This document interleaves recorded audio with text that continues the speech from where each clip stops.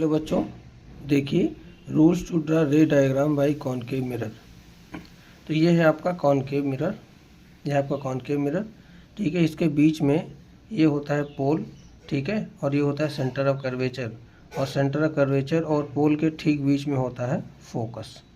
तो पहला रूल ये है कि अगर कोई रे, ठीक है, सी और पी एक लाइन होती है, ठीक है, और सी और पी को जो लाइन जोड़ती है, ठीक है, इसको हम लोग बोलते हैं ये सी और पी, इसको बोलते हैं रेडियस ऑफ कर्वेचर, और ये जो लाइन होता है इसको बोलते हैं प्रिंसिपल एक्सिस।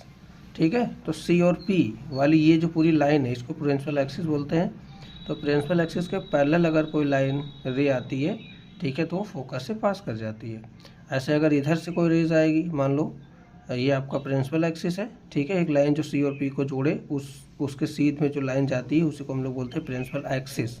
ठीक है, तो प्रिंसिपल एक्सिस के पैरेलल अगर कोई रेज आती है, ठीक है, तो वो फोकस से चली जाती है। ठीक है, ये इंसिडेंट रे का डायरेक्शन है और ये रिफ्लेक्टेड रेज का डायरेक्शन है। ठीक है, रूल नंबर सेकंड देखिए बेटा, ये फिर वही बात, ये पोल है, ठीक है, फोकस ठीक बीच में होता है और ये होता है सेंटर ऑफ कर्वेचर।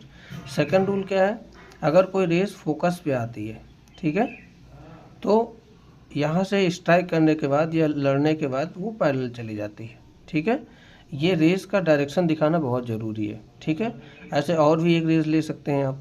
ठीक है, मान लीजिए कोई रेस इन्फिनिटी से आई और मिरर पे आके स्ट्राइक करी और उसके बाद में ये जो है पैरेलल चली जाएगी। ठीक है, सीधी जाती है। ठीक है, अगर फोकस से जाएगी तो प्रिंसिपल एक्सिस के पैरेलल ही रिफ्लेक्ट होती है। ठीक है, सेकंड देखिए, थर्ड,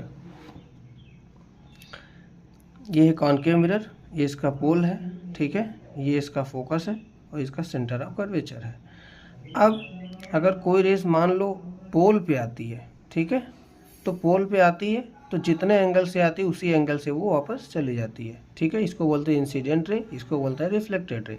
ठीक है, और ये यहाँ पे जो प्रिंसिपल एक्सिस होता है, ठीक है, ये इसके नॉर्मल का काम करता है।